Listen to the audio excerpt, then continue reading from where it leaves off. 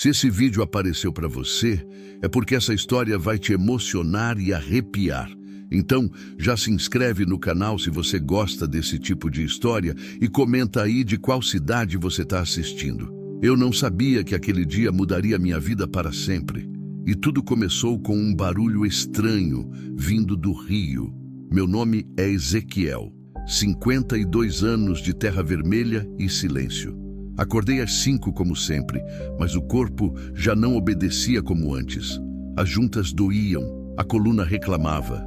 O galo cantou 3 vezes antes de eu conseguir tirar os pés da cama de solteiro. Aquela que comprei depois de não aguentar mais dormir na cama, que dividi com Maria por 23 anos. O sol estava nascendo, pintando o céu de tons alaranjados, que me lembravam dos vestidos que ela usava aos domingos.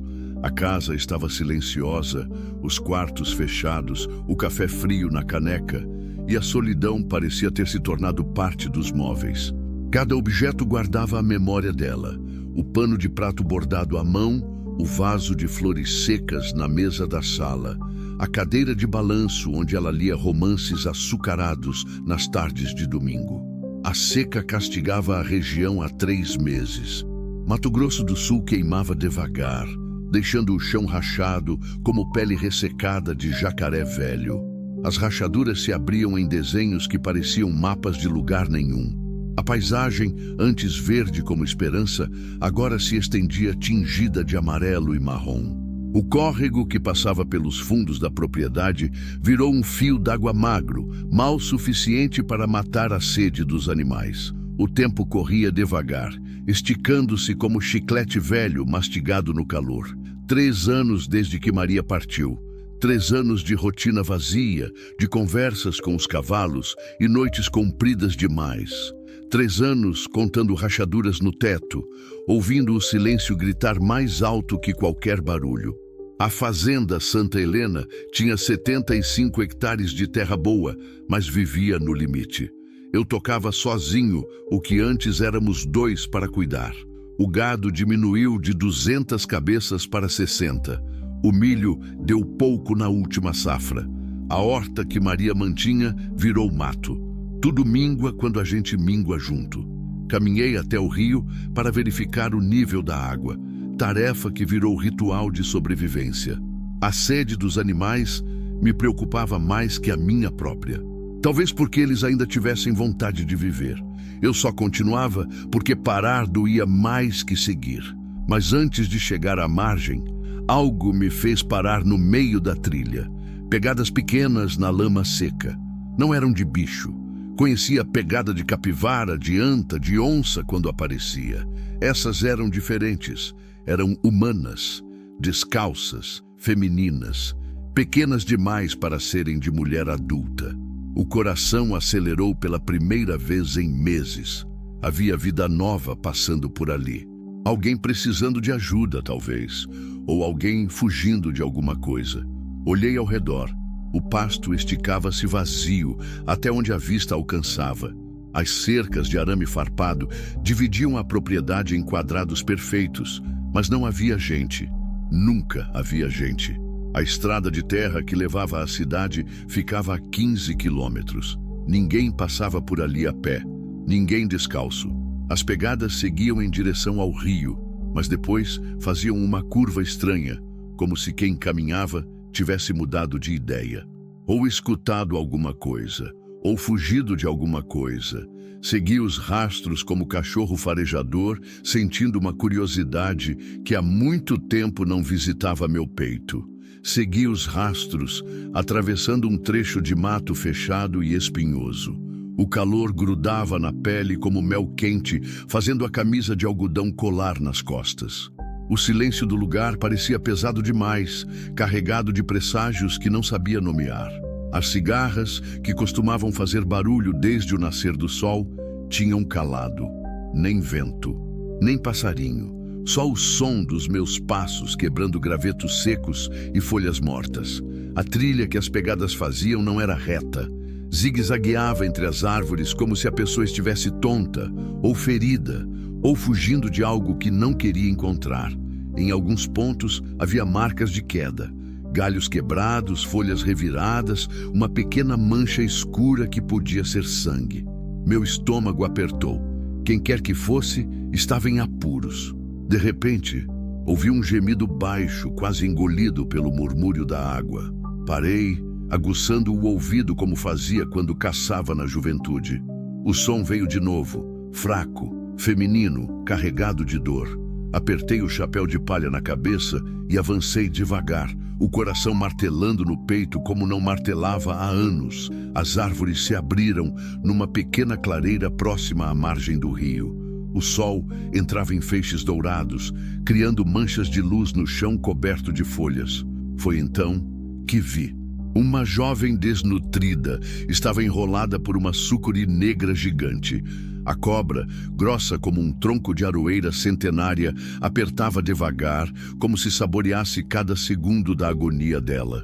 O réptil devia ter uns 4 metros de comprimento, talvez mais. As escamas brilhavam ao sol matinal com reflexos metálicos. A língua bifurcada entrava e saía num movimento hipnótico e cruel, enquanto o corpo frágil da moça tremia de dor e desespero. Era uma cena saída do inferno. A sucuri tinha se enrolado no tronco da jovem, subindo até o peito, e ia apertando devagar, metodicamente, como fazem essas cobras para matar a presa. Cada respiração da moça ficava mais difícil, mais curta, mais desesperada. O vestido azul desbotado estava rasgado nas laterais, mostrando braços finos como galhos secos. Os pés, descalços, estavam feridos e sujos de sangue seco, sangue das pedras que tinha pisado durante a fuga. O rosto pálido, quase transparente, denunciava não só o sofrimento imediato, mas a fome. Quantos dias ela estava perdida? Quantos dias sem comida, sem água, sem descanso?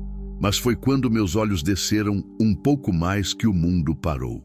A jovem estava grávida. A barriga inchada denunciava um bebê prestes a nascer. Talvez questão de dias, talvez de horas. A situação era ainda mais desesperadora do que eu imaginara. Sem pensar 2 vezes, peguei um galho pesado do chão, um pedaço de ipê que devia pesar uns 5 quilos.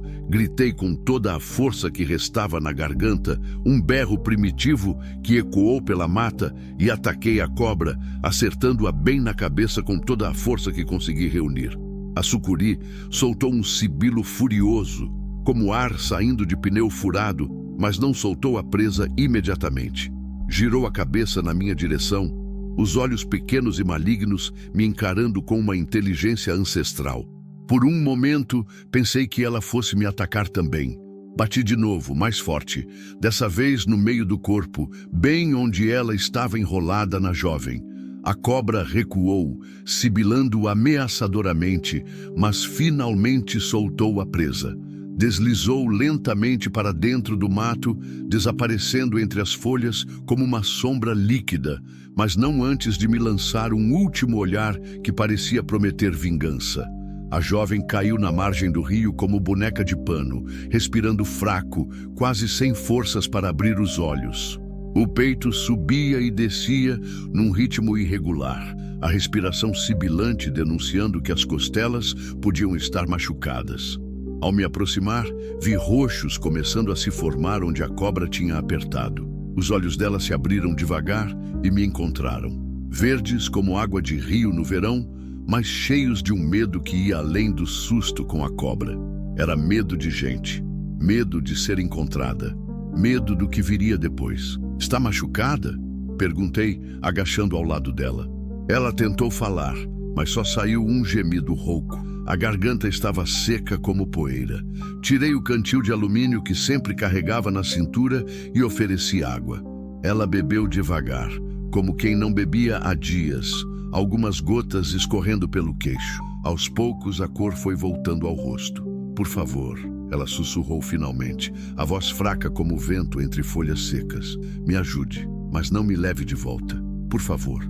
As palavras saíram carregadas de um desespero que cortava mais fundo que qualquer faca. Estava fugindo. De quem? Não disse. De onde? Também não. Mas o pânico nos olhos dela era real, como a sede que eu sentia na garganta. Ninguém vai te levar a lugar nenhum, prometi, ajudando-a a se sentar devagar. Como você se chama? Clara. A resposta veio baixa, desconfiada, como se até o próprio nome fosse um segredo perigoso. Clara, nome de luz, de claridade, irônico para alguém que vivia nas sombras da fuga. Eu sou Ezequiel. Essa é minha terra. Você está segura aqui? Tentei ajudá-la a se levantar, mas as pernas dela tremiam como vara verde no vento. Foi quando as contrações começaram. Primeiro uma, que a fez dobrar de dor e apertar minha mão com força surpreendente. Depois outra, mais forte, que a fez gemer baixinho. A respiração ficou ofegante. Os punhos se fecharam. O bebê... Ela gemeu, uma lágrima escorrendo pelo rosto sujo. Está vindo. Agora! O mundo girou. Eu não entendia nada de parto. Maria e eu nunca tivemos filhos.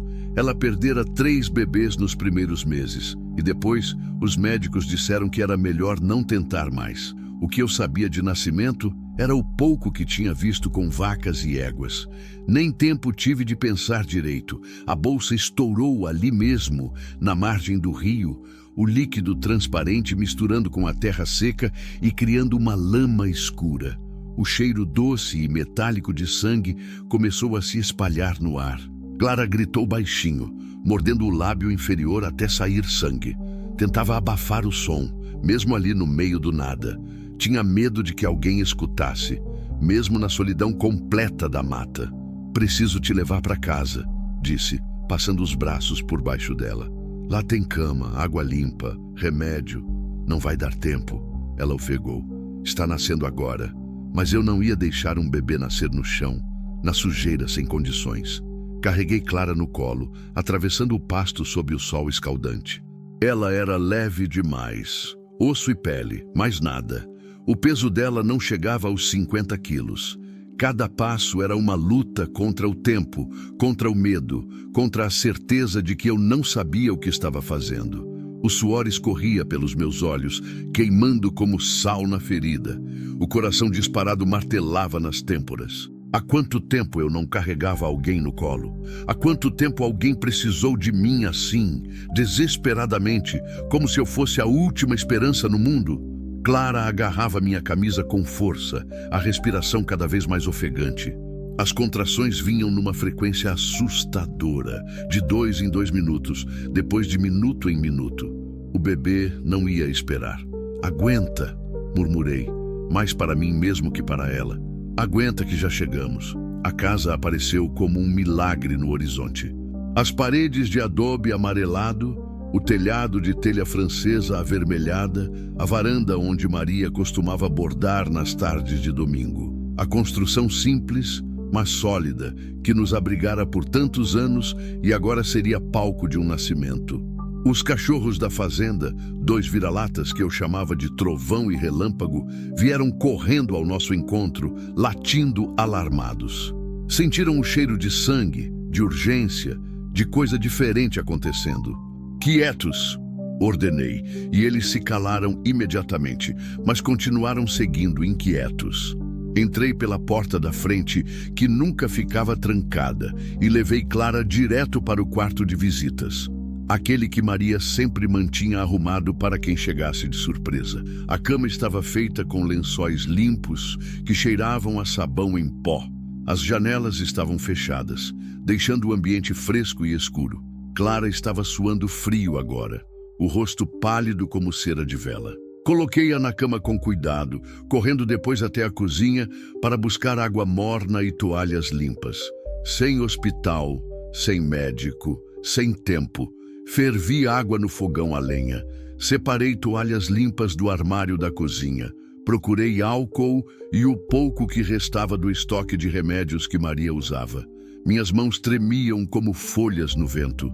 Havia assistido a partos de animais centenas de vezes, mas isso era diferente. Era uma vida humana, frágil, dependendo completamente de mim. Lembrei dos ensinamentos da minha mãe sobre partos de emergência. Ela tinha sido parteira na juventude, antes de se casar com meu pai. Você limpa tudo o que pode, ferve a água, corta o cordão só depois que parar de pulsar e reza para que Deus ajude. ela sempre dizia. Clara gritava baixinho agora, mordendo um pano para abafar o som. Mesmo na dor extrema, mesmo no momento mais vulnerável, tinha medo de que alguém escutasse. Quem eram essas pessoas que a perseguiam? Por que tanto terror nos olhos dela, mesmo ali, no meio da fazenda isolada? Quem está te perseguindo? Perguntei enquanto preparava as toalhas. Depois, ela gemeu. Agora não consigo falar. As contrações vinham cada vez mais fortes. Clara agarrava as bordas do lençol com tanta força que os nós dos dedos ficaram brancos. O suor cobria seu rosto como orvalho na madrugada. Está vindo, ela ofegou. Está vindo agora. E então eu vi a cabeça do bebê começando a aparecer. Pequena, coberta de uma penugem escura e molhada. Meu coração parou por um segundo. Estava realmente acontecendo. Uma vida nova estava chegando ao mundo ali, na minha casa, pelas minhas mãos. Força, murmurei. Mais um pouco. Clara fez um esforço final, reunindo forças que pareciam não existir naquele corpo esgotado. O bebê nasceu de uma vez, escorregando para as minhas mãos trêmulas. Menino, pequeno, mas bem formado. A pele avermelhada, os olhos fechados, o corpinho coberto de vernix. Mas ele não respirava. O silêncio do quarto parecia gritar mais alto que qualquer trovão.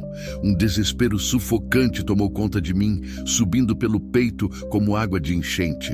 Virei o pequeno de cabeça para baixo, como tinha visto fazer com bezerros. Limpei a boquinha com cuidado, usando um pano limpo. Bati nas costas devagar.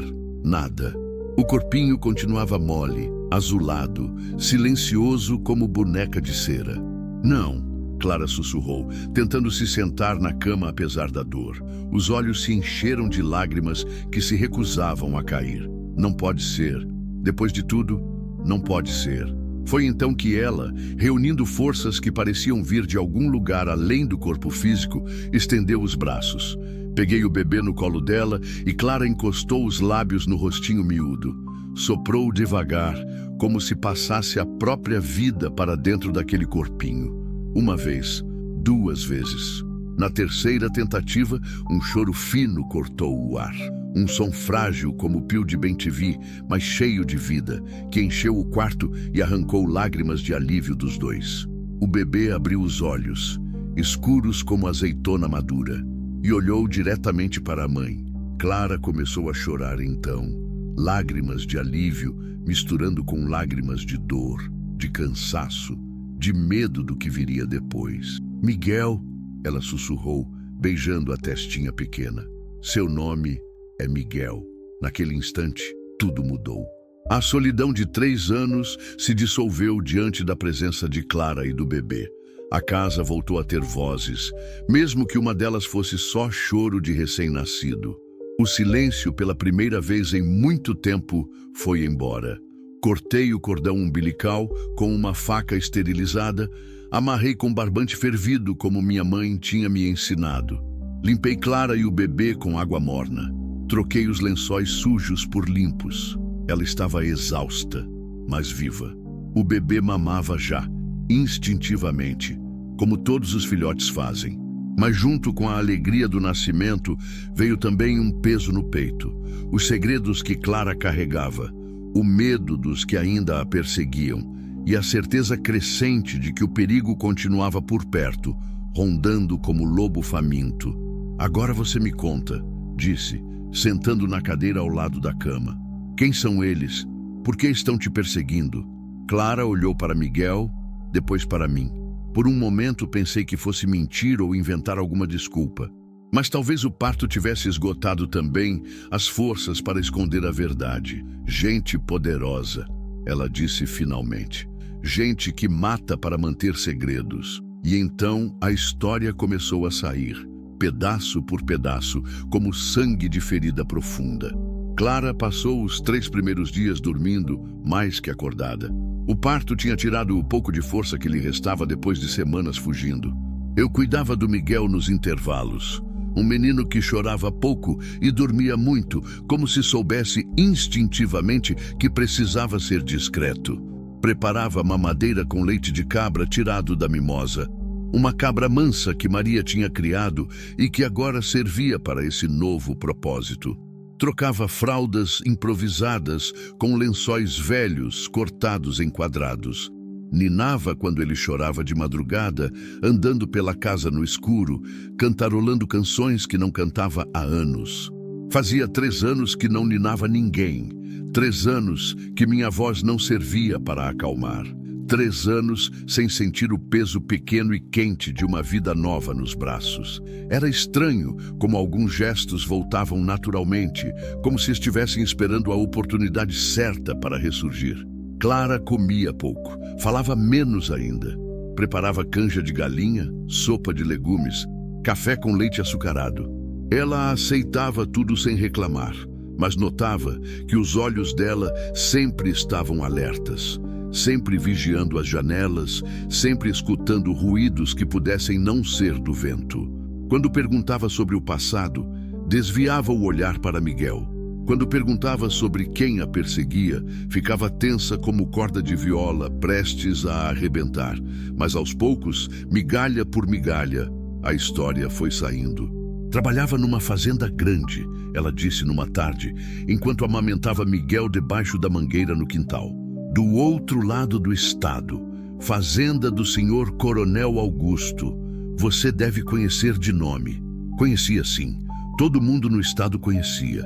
Augusto Mendonça, dono de terras que se perdiam no horizonte, criador de gado, produtor de soja, homem com entrada nos gabinetes de Brasília. Gente poderosa de verdade. Era doméstica na casa grande. Cozinhava, limpava, cuidava da roupa. Trabalho honesto, pagamento em dia. Achei que tinha dado sorte. Clara parou de falar, olhando para o horizonte onde o sol começava a se pôr. Miguel mamava tranquilo, alheio ao peso da conversa. O que aconteceu? Uma noite escutei conversa que não era para os meus ouvidos. O coronel estava no escritório com outros homens, políticos, empresários, gente importante. Falavam de um projeto para derrubar lideranças indígenas que estavam atrapalhando a expansão das fazendas. O estômago apertou. Esse tipo de conversa já tinha resultado em muita morte pelo interior do país. Eles mencionaram nomes, datas, formas de resolver o problema. Não era só conversa, era planejamento. E você foi vista escutando? Não naquela noite, mas comecei a prestar atenção em outras conversas. Anotava coisas, guardava papéis que eles jogavam fora, queria ter provas antes de denunciar. Clara parou de novo, esse hábito dela de interromper a história nos pontos mais importantes. Como se as palavras fossem pesadas demais para sair todas de uma vez. Conseguiu as provas? Consegui documentos, gravações no celular, fotos de reuniões, material suficiente para derrubar meio governo do estado. E aí descobriram? Alguém me dedurou, talvez outra doméstica, talvez algum vaqueiro.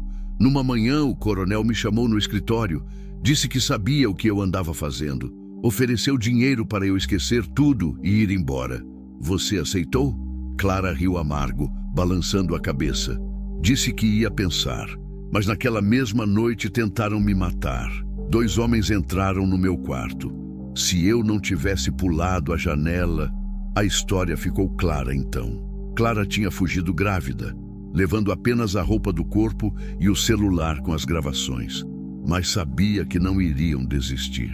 Gente como o Coronel Augusto não deixava pontas soltas. Por isso não posso ficar muito tempo, ela disse, a voz trêmula. Vão acabar chegando aqui também. Tenho que continuar fugindo. Mas eu já tinha decidido, não ia deixá-la partir. Não assim, não com um bebê recém-nascido, não com o medo nos olhos. A fazenda era grande, isolada. Podíamos nos esconder, podíamos recomeçar. As gravações, perguntei. Você ainda tem? Clara tocou o bolso do vestido, onde carregava um celular velho, protegido por uma capinha de plástico. Tudo aqui. Mas de que adianta?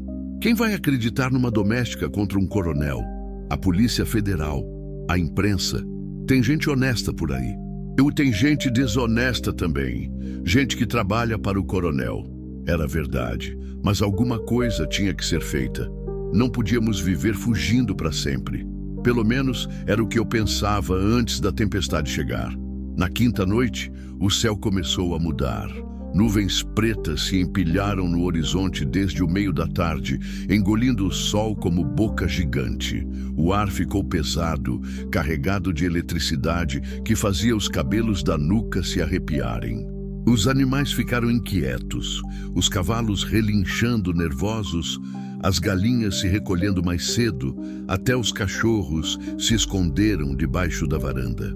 Clara estava especialmente tensa. Miguel chorava sem parar, como se sentisse a pressão atmosférica mudando. Ela andava pela casa igual felino encurralado, sempre olhando pelas janelas, sempre escutando ruídos que podiam ou não existir. "Tem alguém vindo?"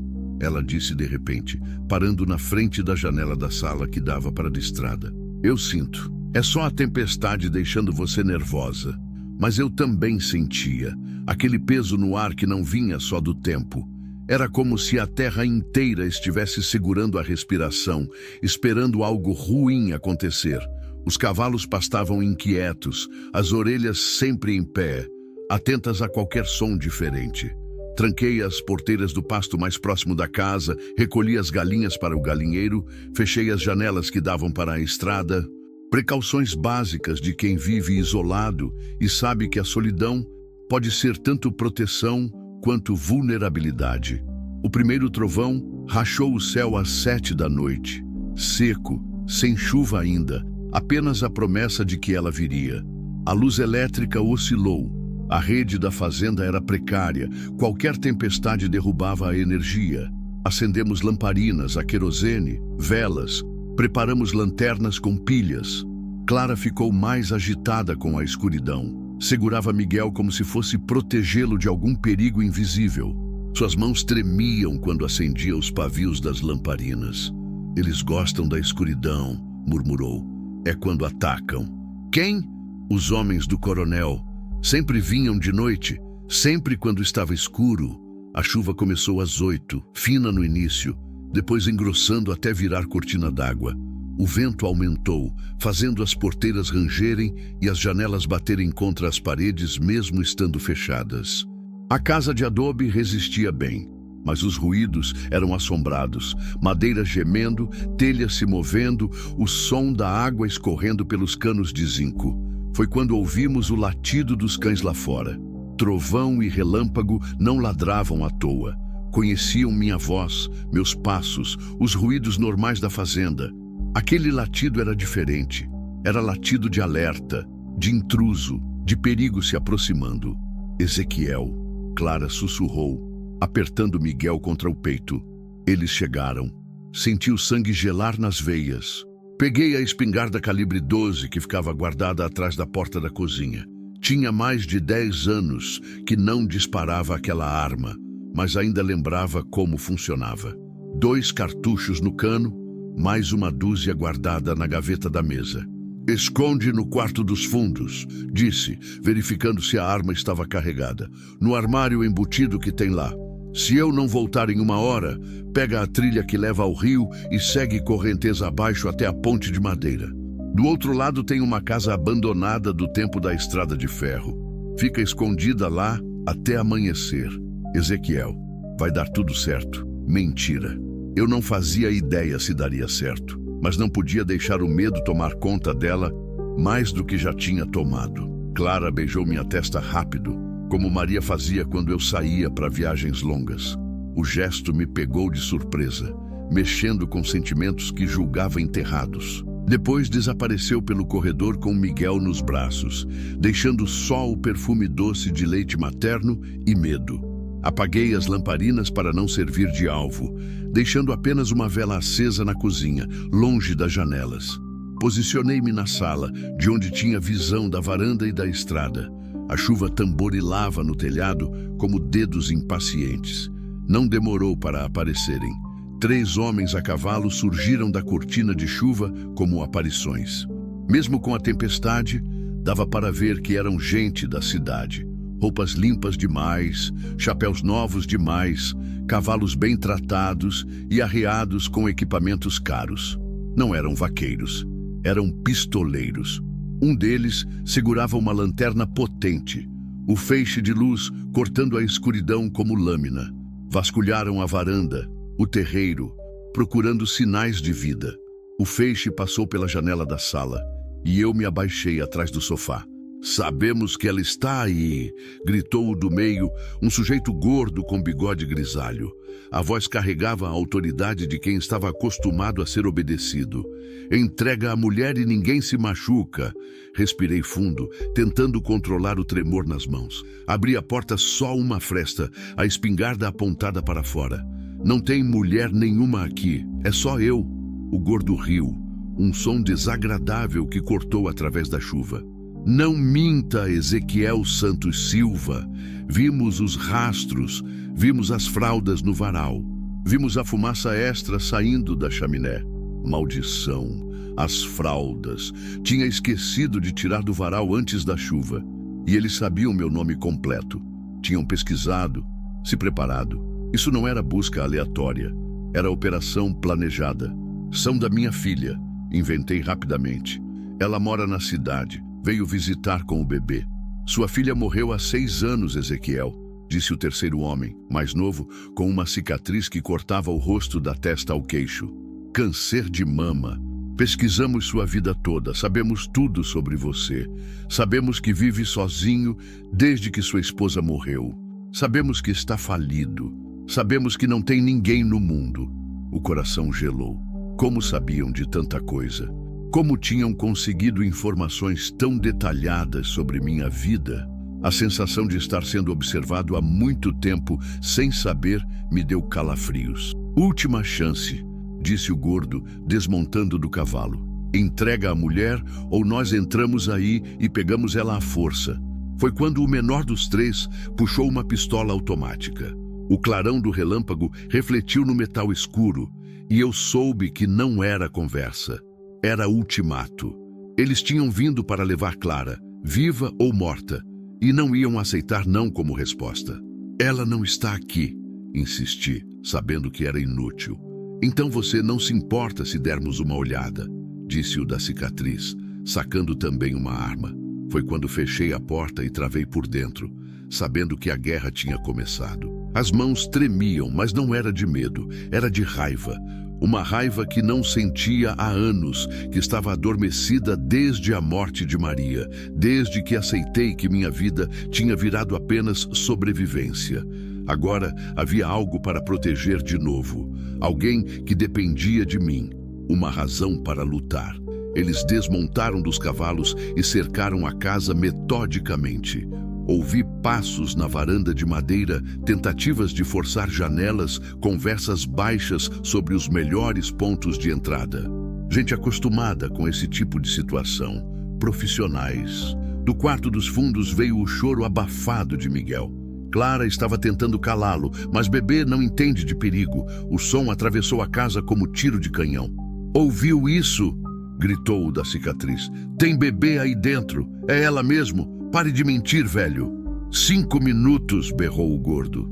5 minutos para entregar a mulher, ou nós arrombamos essa porta e pegamos todo mundo. Corre até a cozinha e voltei com mais cartuchos para da espingarda. 24 no total, contra 3 homens armados com pistolas automáticas. As chances não eram boas, mas também não eram impossíveis. A casa era minha vantagem. Conhecia cada tábua solta, cada esconderijo, cada ângulo de tiro. De repente, a luz da lanterna iluminou a janela da cozinha. Um dos homens tinha dado a volta e estava tentando entrar pelos fundos. Abri a janela de súbito e disparei para o alto. O estrondo misturou com o trovão, mas eles ouviram. Gritos, correrias, cavalos relinchando assustados. "Ele está armado!", berrou alguém. "Cerca a casa! Não deixa ninguém sair!" A guerra começou de verdade. Eles atiravam nas janelas, eu respondia das frestas entre as tábuas. A casa de adobe aguentava bem os tiros de pistola, mas eu sabia que não duraria para sempre. Eram 3 contra 1. Tinham mais munição, mais experiência. Era questão de tempo. Mas eu tinha uma vantagem que eles não imaginavam. Maria e eu tínhamos brincado de esconde-esconde nessas paredes por mais de 20 anos.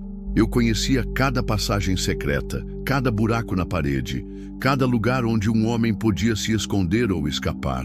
Durante uma pausa no tiroteio, saí pela janela do banheiro que dava para os fundos. Rastejei pela lama até o galinheiro abandonado, me posicionando com visão completa do terreiro. Dali, podia ver os 3 homens e planejar o próximo movimento. O gordo estava atrás da caminhonete que tinham trazido, recarregando a pistola. As mãos dele tremiam. Não estava acostumado com resistência. O da cicatriz subiu no telhado da varanda, tentando uma posição melhor para atirar através das telhas. O terceiro tinha sumido, provavelmente dando a volta para me flanquear. Mirei no gordo primeiro. O tiro da espingarda pegou ele no ombro direito, jogando-o contra a lataria da caminhonete.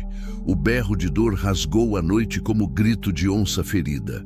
Sangue começou a se espalhar pela camisa branca. O da cicatriz me viu e disparou na direção do galinheiro, mas errou por centímetros. Os tiros estilhaçaram madeira podre ao meu lado. Respondi, mas também errei. Ele se jogou do telhado a tempo, caindo pesadamente no chão de barro. Foi quando senti o cano frio de uma pistola encostado na minha nuca. Larga a arma, velho. O terceiro tinha me encontrado. Estava cercado, sem saída, com a morte a centímetros da cabeça. As mãos levantaram devagar, soltando a espingarda que caiu na lama com um baque surdo. Bom garoto, disse o homem atrás de mim. Agora vamos entrar nessa casa e você vai entregar a mulher bonitinho, sem mais resistência. Foi quando ouvimos o grito. O grito veio de dentro da casa. Clara. Algo tinha acontecido com Clara ou com Miguel. Um grito de dor, de desespero, de quem estava enfrentando algo pior que a morte. Por um segundo que pareceu eterno, todos paramos. A chuva continuava caindo, mas o mundo ficou silencioso. Até os trovões cessaram, como se o céu quisesse ouvir o que estava acontecendo. Vai ver o que foi, mandou o que estava atrás de mim para o da cicatriz, mas eu já sabia. Clara tinha tentado fugir pela janela do quarto dos fundos e se machucado na queda. Ou pior, tinha caído com Miguel no colo. Ou muito pior, alguém tinha conseguido entrar na casa pelos fundos e a encontrado. A raiva que senti naquele momento foi maior que tudo. Maior que o medo, maior que a dor, maior que os 3 anos de luto. Maior que a vontade de viver que tinha perdido quando Maria morreu. Virei rápido, ignorando a pistola, e agarrei o braço do homem. A arma disparou para o alto, o som ensurdecedor misturando com meu grito de guerra. Lutamos na lama, rolando entre as galinhas assustadas, até que consegui tomar a pistola dele. Éramos da mesma altura, mas eu tinha a vantagem do desespero. Quando você não tem mais nada a perder, luta como animal acuado. Uma joelhada no estômago o dobrou de dor. Outro soco o deixou tonto. Quando ele tentou se levantar, culatei com a própria pistola dele. Caiu desacordado na lama, respirando pesado, mas vivo. O da cicatriz tinha entrado na casa. Ouvi mais gritos de Clara, depois choro desesperado de Miguel. Meu filho estava em perigo, porque era isso que ele era agora. Meu filho, a família que pensei nunca mais ter. Corri para dentro da casa, deixando o terceiro homem desmaiado no galinheiro. O gordo continuava gemendo atrás da caminhonete, segurando o ombro ferido. Não era mais ameaça imediata. Encontrei Clara no corredor, caída, com Miguel nos braços. O da cicatriz estava em pé na frente dela, a pistola apontada para a cabeça do bebê. Finalmente, ele disse quando me viu. Agora vai entregar a mulher ou eu mato os 2. Não vai matar ninguém. Vai sim. O patrão disse para trazer ela viva, mas se não for possível, morta serve também. O importante é o celular com as gravações. Clara chorava baixinho, abraçada a Miguel. Estava machucada. O tornozelo inchado denunciava queda ou torção, mas viva. O bebê estava assustado, mas inteiro. Isso era o que importava. As gravações estão no celular, disse. Leva o celular e deixa ela em paz. Não funciona assim. Ela ouviu demais, sabe demais. é testemunha viva do que não deveria ter visto. Nadi foi quando entendi que não havia negociação possível. Eles tinham vindo para matar Clara desde o início. O celular era importante, mas eliminar a testemunha era a prioridade. Gente como o Coronel Augusto não deixava pontas soltas. Então vai ter que me matar primeiro. Posso arranjar isso também. Ele virou a pistola na minha direção e eu vi a morte chegando. Não tinha arma, não tinha cobertura, não tinha saída, mas também não tinha medo. Pela primeira vez em 3 anos, estava fazendo algo que valia a pena, protegendo quem precisava ser protegido. O tiro ecoou pela casa, mas não fui eu quem morreu. Clara tinha conseguido pegar a espingarda que eu deixara cair no corredor. Mesmo ferida, mesmo segurando Miguel com um braço só, conseguiu atirar. O homem da cicatriz foi jogado contra a parede, uma mancha vermelha se espalhando pelo peito. Caiu devagar, os olhos vidrados, a pistola escorregando da mão. Por um momento, ficou olhando para o teto, como se estivesse vendo algo que nós não víamos. Depois, fechou os olhos e não se mexeu mais. Clara deixou a espingarda cair e voltou a abraçar Miguel, que chorava desesperadamente. Suas mãos tremiam como folhas no vento, mas tinha conseguido, tinha se protegido, tinha protegido o filho. Acabou, disse, ajudando-a a se levantar. Acabou. Do lado de fora, o gordo gritava por socorro, mas ninguém viria. Não naquela tempestade, não naquela distância da cidade. E mesmo que viesse, teríamos tempo de sumir antes. Mas Clara balançou a cabeça, os olhos ainda cheios de medo. Não acabou, nunca acaba. Ele vai mandar outros, e outros depois desses, até conseguir o que quer. Ela estava certa. Gente como o Coronel Augusto não desistia. Perderia quantos homens fosse necessário, mas não deixaria uma testemunha viva. Clara viveria fugindo para sempre, ou até ser encontrada, a menos que mudássemos as regras do jogo. O celular, disse. Onde estão as gravações? Clara tocou o bolso do vestido, protegendo instintivamente o aparelho. Por quê? Porque não podemos viver fugindo para sempre. Miguel não pode crescer olhando por cima do ombro. Temos que acabar com isso de uma vez. Você não entende. O coronel tem gente em toda parte, polícia, judiciário, imprensa. As gravações não adiantam se não chegarem nas mãos certas. Então vamos fazer chegar. Passei a noite cuidando dos ferimentos de Clara, tornozelo torcido, alguns cortes dos vidros da janela, nada grave. O bebê mamou tranquilo, como se nada tivesse acontecido.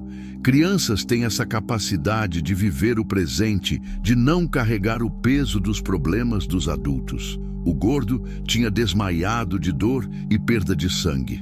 Amarrei ele com corda de sisal, tratei o ferimento do ombro para não morrer durante a noite. Não era assassino, era fazendeiro protegendo sua família. Família. A palavra ecoou na minha mente. Quando foi que comecei a pensar em Clara e Miguel como família? Quando o instinto de proteção se tornou algo mais profundo? O terceiro homem estava acordado, mas ainda tonto da pancada. Também o amarrei. Também tratei dos ferimentos. 3 homens para negociar com o coronel. 3 vidas que ele provavelmente não se importava de perder, mas que serviriam como moeda de troca. Na manhã seguinte, a tempestade tinha passado. O sol nasceu limpo, lavando a terra vermelha e fazendo os pássaros voltarem a cantar. Clara preparou café forte, doce como Maria fazia. Miguel dormia tranquilo no berço improvisado que montei com uma gaveta grande e algumas almofadas. Qual é o plano? Ela perguntou, servindo 2 xícaras. Primeiro, vamos escutar as gravações. Preciso saber exatamente o que temos nas mãos. Clara pegou o celular. Um aparelho simples, mas funcional. As gravações estavam organizadas por data, mais de 20 arquivos no total. Começamos a escutar. As primeiras eram conversas banais, discussões sobre preços de gado, reclamações sobre impostos, comentários sobre política, mas gradualmente foram ficando mais específicas, mais perigosas. Esse índio maldito, Está atrapalhando a expansão há 6 meses, dizia uma voz que Clara identificou como sendo do coronel. Já tentamos comprar, já tentamos intimidar. Não quer saber de razão. Então é hora de partir para métodos mais diretos, respondia outra voz mais jovem. Tem uns contatos em Dourados que resolvem esse tipo de problema, sem deixar rastros. Tem que parecer acidente ou conflito entre tribos. A imprensa não pode desconfiar. Pode deixar, coronel. 1 semana e o problema está resolvido. Eram dezenas de conversas assim.